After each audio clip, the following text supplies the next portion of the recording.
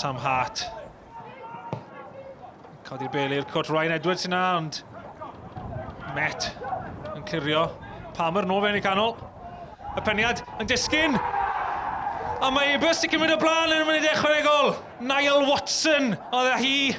Ac ar ddiwedd hanner rhwystredig i'r ddau dîm. Airbus sy'n cipio gôl. Will Fuller. Flick gan Mlyn Lewis mewn i'r canol. Elliot Evans. Mae hwn yn cael ei lledu. Miles Davies! Am ergyd! Bas gan Elliot Evans yn syrthio syth a trediad Miles Davies ac y gorffen yn gampus i unioni'r sgôr. Mae'r ei 4 munud yn unig o'r ail hanner yma.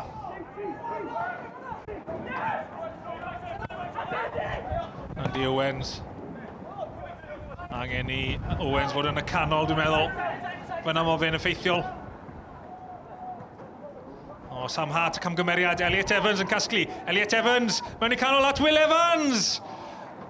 A'n syth at Ollie Byrne, ond am gyfle i'r Met gymryd y blaen. Ollie Byrne yn rhithro ar draws i flocio.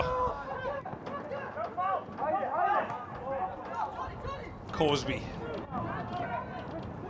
Lled iddi, Elliot Evans.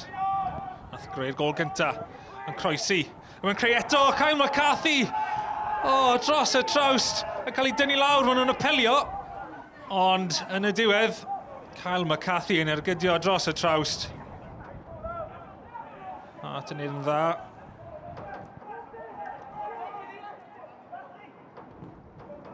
A Wolf yn codi at Ryan Edwards. Ryan Edwards yn gollwng. Dylan Rees. A'r ergyd yn cael ei wythio dros y trawst, ergydiad gan Edwards a'r arbediad gan Fuller. I think it was difficult on both sides. The wind was a factor for each team when they had the wind with them. I just felt that both sides were actually better without that wind. I thought ourselves first half were very, very good.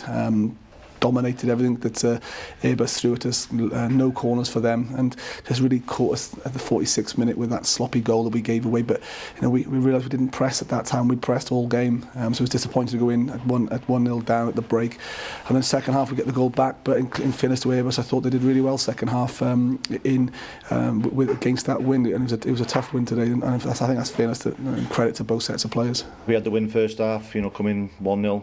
Scored, just before half time, so pleasing. Only disappointing thing is, we said, can we keep a clean sheet second half, and we conceded after 3 minutes. But our heads didn't drop, and I thought second half we could have nicked it, keep a good save off. But a difficult place, difficult conditions, to come away with the points, we'll take that. Wastad yn hapus i cael gol. Anlwcus ddim i cael y 3 point heddi. Mi teimlo y tywydd yn rhan fawr, y gwynt yn y hanner cyntaf a'r ail hanner.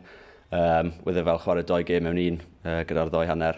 Ond na, fi'n credu nath y boes yn dda, ond bach yn siomedig heb cael y 3 point. Before you go back to league action, you've got a cup game against Connors Quay.